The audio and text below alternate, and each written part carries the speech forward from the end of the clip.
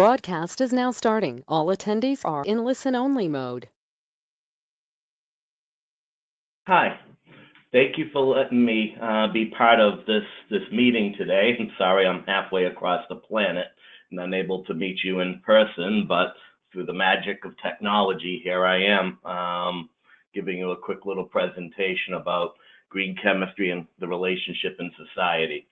My name is John Warner, and I've recently been made a professor at Monash University, and I'm also President and Chief Technology Officer of the Warner Babcock Institute for Green Chemistry. And if anyone, in the room, I believe you're in the Monash Green Chemical Futures building as we speak here, so I envy you. It's a beautiful, amazing building. So what I wanted to do today is to give a little bit of a discussion about green chemistry from my perspective. Now, I want to give a quick disclaimer that I don't claim to have any gifted insight, that my way of looking at the world is just happens to be the way that I see things, and hopefully some of the way I see things is useful to you, but I'm not so presumptuous to believe I've got things right. I've done the best that I can to share some thoughts with you today.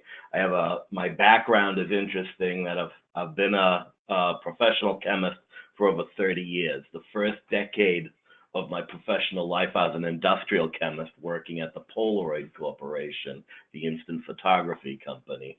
The second decade of my professional life, I was an educator. I was a professor at the University of Massachusetts in chemistry and plastics engineering.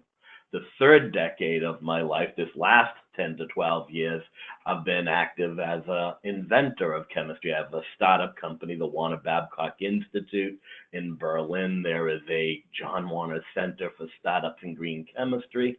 And over the 30 years, I've been very active in chemicals policy, not as a professional policymaker, but kind of as the token chemist that's been asked to participate in various aspects of local, state, national, and international government policy initiatives.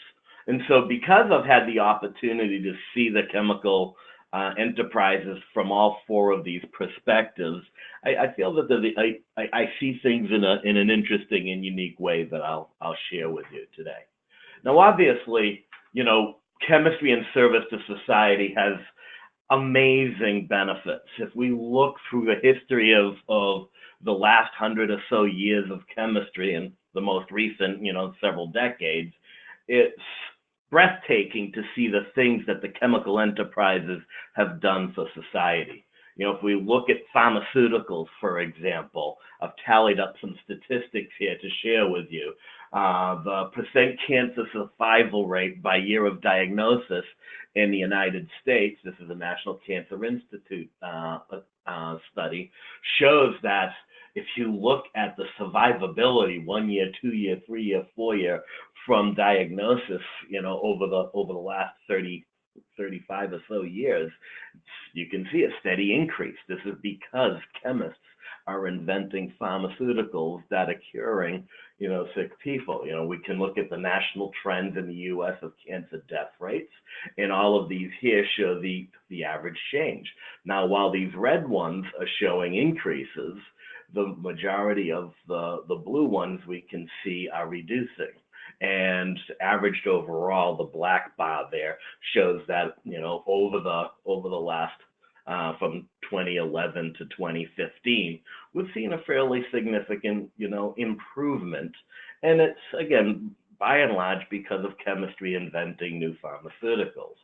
The rates of new cancer cases also is a very, very positive story for the field of chemistry. And so while we have all these positives, of course, there's also the negatives. You open up the newspaper, you turn on the radio, and you hear about pharmaceuticals in the environment, pollution from, us excreting pharmaceuticals and them getting in the waterways. It's, as, the history of, humanity is progressing and we are loading our bodies up with pharmaceuticals, we somewhat oversubscribe and prescribe drugs, and the average person doesn't really exist. All of us are different from average. And so what we find is that when we're on prescription drugs, most of them are being excreted in our urine, and they're under the concentration levels that municipal water supplies can detect.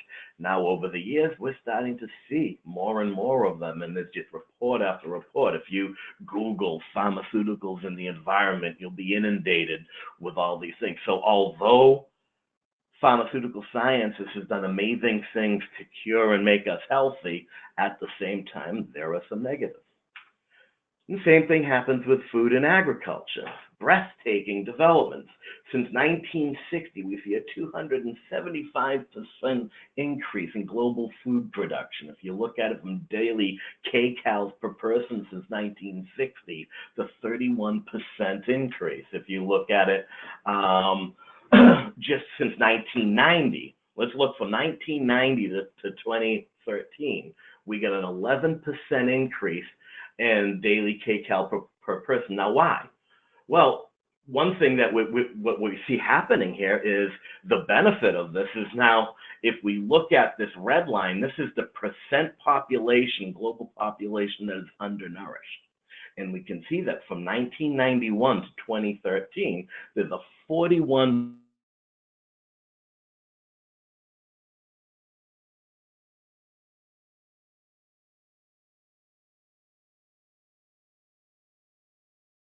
of food energy that has been generated. Now, obviously, this is an oversimplification, and there are other extenuating circumstances here, but in general, we have enabled food production to feed more people.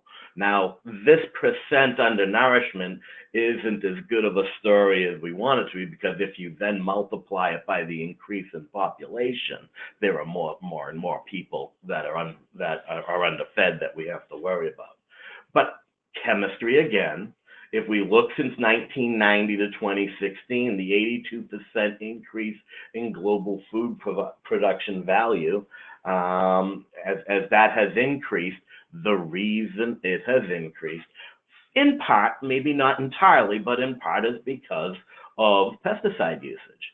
You can see that over the same amount of time, we've gone from 2.3 million tons to 4.1 million tons of usage globally from 1990 to 2016. So the 82% increase in food production can be correlated to a 78% increase in pesticide usage. Now, that's pretty impressive that we've been able to invent technologies that are helping feed the hungry. But again, if you open up the newspapers, turn on the radio, and listen to what's going on out there, and here are some problems. That what we're finding is the persistence of pesticides, and that persistence of the pesticide lingering in our food. We're finding it in our food supplies. We're finding it all over the place. There's all kinds of reports of glyphosate and other materials getting into our food supply. So while we're doing Herculean things in the chemical industry to feed the hungry, there are some negatives coming along. Now, how about the electronics industry? It is amazing what we've been doing in the electronics industry. We go over the last century.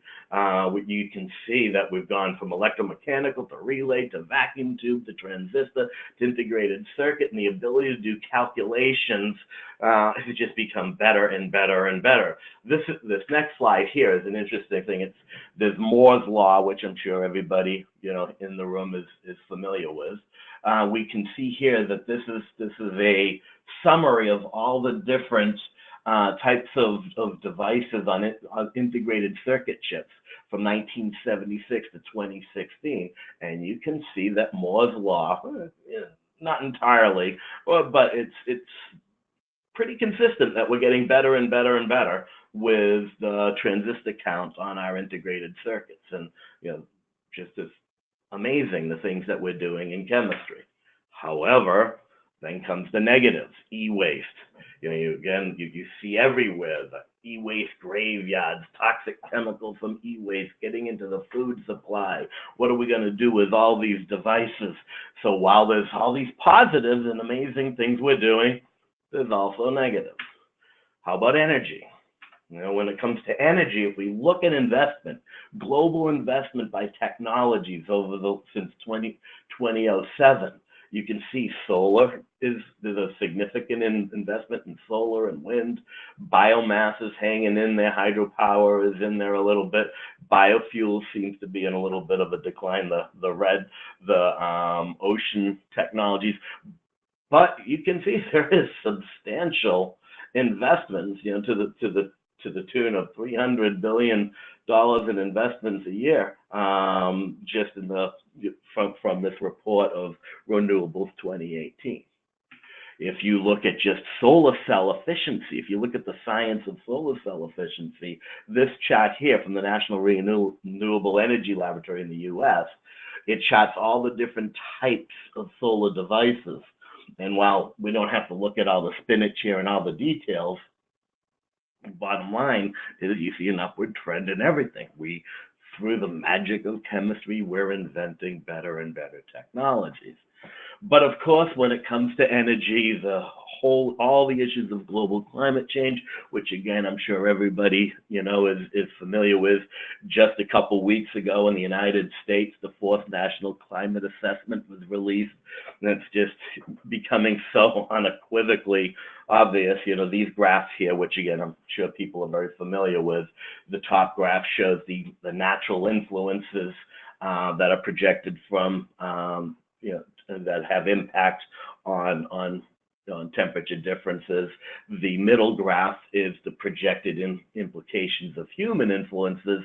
And with these projections, you put them together, and the bottom shows that a pretty tight correlation between the models now and what seems to be happening over the last, 100 and something years. And so, of course, this is something that's constantly in the news, that's constantly concerning us as chemists, as people working in the materials world, that, the things that we're working with are contributing to this. And then, again, the IPCC, with the WMO and UNEP, is released these reports. And this is the recent one that's come out from the Intergovernmental Panel on Climate Change for the summary for the policymakers in 2018. And again, if you look at this graph, you can see, of course, the implications of climate change over the year, global warming, and you can see all the different models of CO2 emissions, the high estimates, the low estimates, and regardless of the way you look at it, things don't look good unless we change things. But chemistry serves in the service of this by designing these alternative energy sources. The last example, and of course, there are tons of different categories I could have chosen here. The last one is materials and plastics.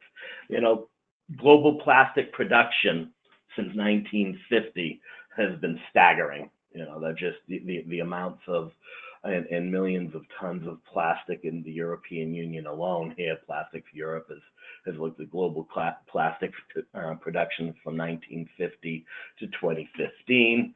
You can see all the different types of plastics, the demand globally. Just in this one here is just in 2015. These plastic, people, are doing amazing things. When it comes to food distribution, when it comes to serving people of reduced means and economic situations, plastic has enabled the quality of life of people across the planet to be improved because of the low cost, cheap ability of using plastics. I find this a cute little graph that is, just kind of benchmarks against the steel industry. And it's kind of interesting that, around 1989, you can see that the production of plastic started to outpace the production of steel. So the developments in catalysis chemistry, the developments have done amazing things to enable us to create new lightweight, cheap, and inexpensive, but very functional materials. Of course, then we've got all the issues with plastics in the environment. Everyone has seen the pictures of the animals with plastics in their bodies, and all the different things are going. And this is a devastating problem. We've got serious issues across the globe with how to deal with this, whether it is large structured plastics or microfibers or nanofibers. There's a lot we've got to be concerned about. But we can't lose sight of the fact that at the same time, plastics are helping a massive segment of the population, the medical uses, the transportation uses that reduce our dependency on energy. So everything is all intertwined, but we've got to realize that chemistry has done breathtaking things, but at the same time, there are negative consequences. And so the way I look at it is if you look at all the things that we do today in the chemical enterprises, whether it's in mining, whether it's in materials, whether it's in pharmaceuticals or cosmetics, there is, maybe 10% of what we're doing, the materials and the products, everyone just has consensus that it's great, it's wonderful, it's not really having any negative impact. Really only about 10%.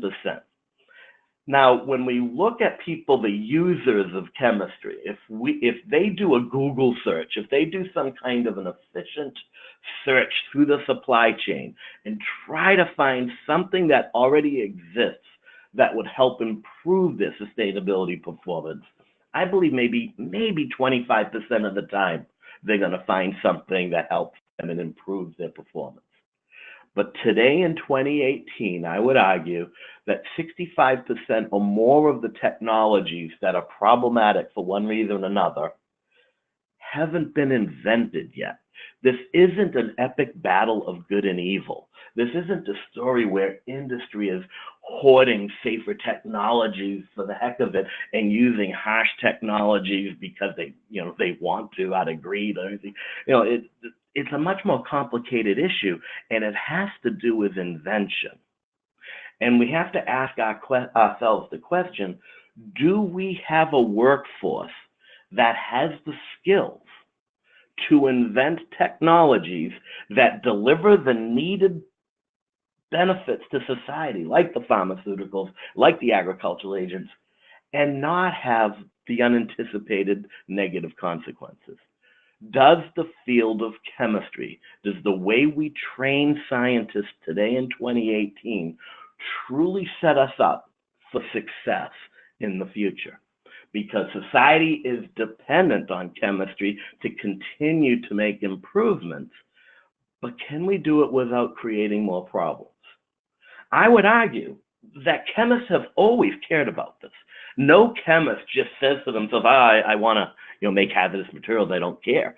Since the beginning of time, chemists have cared about their families, they've concerned about their own health, the health of everybody else. But we've approached it from an interesting perspective. The way that we've approached it is we've kind of said to ourselves, chemistry has to be toxic. It's just part of what it means to be a chemist. There are things that are safe, there are things that are dangerous, but if you're going to be in the field of chemistry, if you're going to be part of the chemical enterprises, you're going to have to be working with some pretty nasty stuff. But it's okay because we're going to wear gloves to protect our skin. We're going to wear masks to protect our lungs. We're going to wear goggles to protect our eyes. We'll install scrubbers and filters and smokestacks to protect the air, the land, and the sea. Even though we're working with some pretty nasty stuff, it's going to be okay because we can engineer ways to mitigate exposure. This comes at a cost. Every time we accept that something has some intrinsic hazard to it, whether it's toxic to humans or the environment or causes some other problems, when we say that's okay, we will mitigate exposure. We'll do something to protect human health and the environment. It costs a lot more to store that material. It costs a lot more to transport a hazardous material over a safe material. It costs more to treat those materials. It costs more to dispose of those materials. The regulatory cost dealing with hazardous materials is much more expensive. The liability associated with it, the worker health and safety issues, corporate reputation is at risk, the relationship with the community, new employment recruitment. In all cases, when we have a material that is somehow dangerous or hazardous, and we say to ourselves, it's okay because we're going to protect people by these devices, technologies, and practices. We have to do that. We are standing on the shoulders of giants that have come up with ways to do this, and we wouldn't have accomplished the great feats that we have without them. But when you get down to it, all of that costs money. It doesn't add profitability. It certainly delays getting new products to market when you have to make all these considerations. So it's a double whammy in a way, that when we come up with a technology that has this hazard associated with it, even though we have historically done amazing things, and this conference is discussing a lot about those amazing programs and people and efforts that have happened over the years, standard operating procedures to keep us safe, we must understand and accept that it all comes at a cost. So the way I look at it is, when we're mitigating risk and we're going to do it by exposure, by definition, it comes at a cost. But if we do it by hazard, if we use the skills of chemistry to reduce intrinsic hazard, interestingly enough, other than the R&D cost, it actually reduces the ultimate cost, because the time to market is faster, all the expenses that we just discussed on the previous slides are less. So it's just a fundamental truism that the less intrinsic hazard a material has, the more profitable a product will be. Just makes sense, all other things being equal. So that is what green chemistry is. Green chemistry is the science to enable focus not on the exposure, but on the intrinsic hazard of materials. And so it is a field of science. The book Green Chemistry Theory and Practice is now 20 years old. All of a sudden, it just seems it's exploding. Most countries in the European Union, just these last year or two, are starting big green chemistry programs. Many companies, international, multinational companies, have green chemistry programs. It seems to now, finally, people have figured this out, that this is all about performance and cost and speed to market, while at the same time taking care of human health and the environment. The 12 principles of green chemistry are essentially the checklist, if you will, to do that. The problem is, and I don't have time on this talk to go into my lamentations here, but if you look at the curriculum of every chemistry program worldwide, you look at all the universities in Australia, in the United States, in Europe, in Japan, in Asia, wherever you go, you'll find that the curriculum for chemistry strangely doesn't still have this incorporated to the level that we need scientists to. So the big struggle that we have here is to say, how do you invent things if you don't have the skill set? Because for me, green chemistry has three components. Yes, a green chemistry technology is more environmentally responsible than an alternative incumbent technology, but that's not enough. It has to succeed in the market to have any real life in the real world. So it has to outperform, or at least match, the incumbent technology and performance, and it has to have the appropriate cost.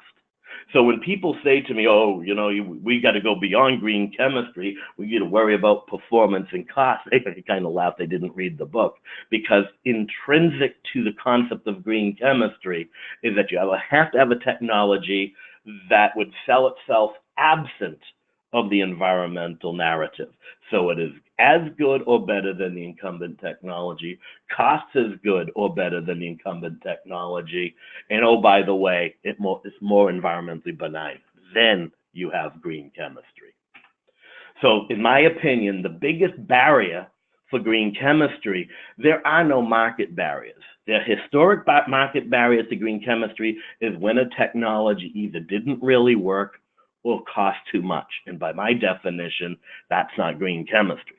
So for me, if you accept better performance, better cost, and by the way, better for the environment, there is no barrier other than its invention. Yes, the market is going to push back. The market pushes back. That is just a fundamental reality of our world. Okay? Never in history did the market roll over and say, take me, I'm yours, to a new technology. We were manufacturing vacuum tubes years after the transistor was invented. But what I'm saying is green chemistry doesn't add any additional hurdle. And so I just want to finish up. I know I only got a couple minutes, so I'll do this really quickly and kind of give you a sense of some illustrative examples of green chemistry in action. Okay, and so at the Warner Babcock Institute for Green Chemistry, we have a pharmaceutical project. It's an Alzheimer's disease therapeutic. And the interesting thing here is that one of our most exciting lead compounds is functioning at the half nanomolar concentration. One way to address pharmaceuticals in the environment is to make them so specific that you can reduce the dosages to tiny amounts.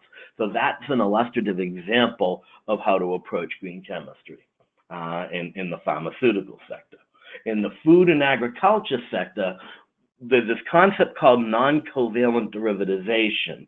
And what we do is we look at a molecule that is going to be sprayed on a crop. And what we want it to do is we want that molecule to be degradable. And so the problem with actives in agriculture, you need to have pesticides and things that have biological activity, but what you want is them to degrade into innocuous byproducts quickly. We have problems when they're not specific and when they persist in the environment.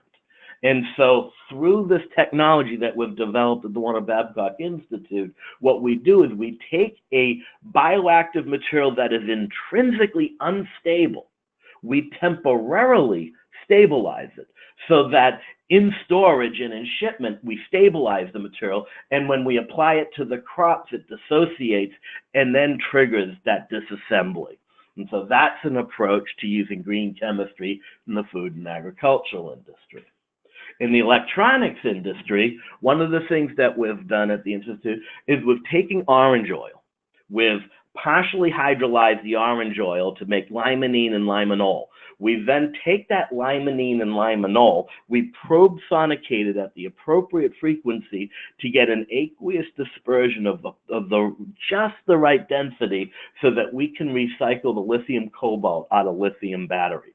And so we've found a way to use non-toxic, environmentally benign materials to recycle completely lithium cobalt materials. And we've been able to recalcinate and reform lithium cobalt batteries that actually outperform the batteries that they came out of in the first place. It's kind of exciting.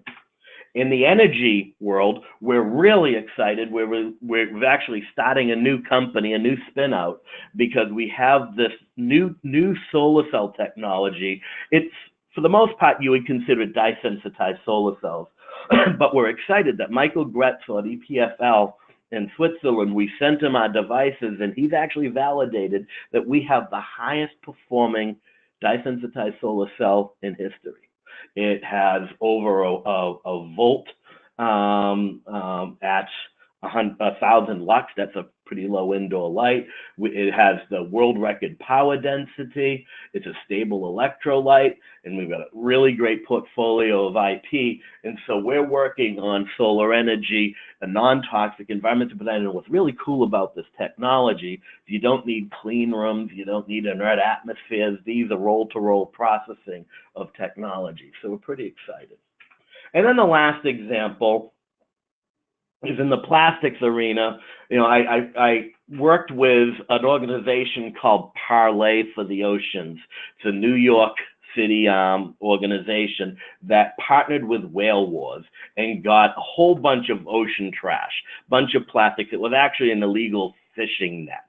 They sent it to me. I had to come up with a way of separating the nylon from the polypropylene, extruding it. We at the Institute didn't have the exact extruder, so we had to build one overnight. Then we very, very quickly spun out the spools of this and sent it to Adidas in Germany, and they made their first set of ocean plastic running shoes from this 75 tons of initial ocean plastic that we invented at the Institute through green chemistry technologies. So I just wanted to go through, so there were just 5 different aspects of the chemical enterprises here where talked about the great advances that we've done in chemistry, some of the problems that society has with it, and then just an example at the Warner Babcock Institute for each one of those sectors of how we're addressing it. I hope that's a useful way to give you a background of what green chemistry is and how it fits into the big picture of so many other things that we need to do in the chemical enterprises to get to a sustainable future. But green chemistry is that part at the inventive stage to really try to anticipate the intrinsic hazard to lessen the necessity of other extenuating things to help, protect human health and the environment through exposure mitigation. I hope this is useful, and I thank you for taking the time to listen to me. Thank you.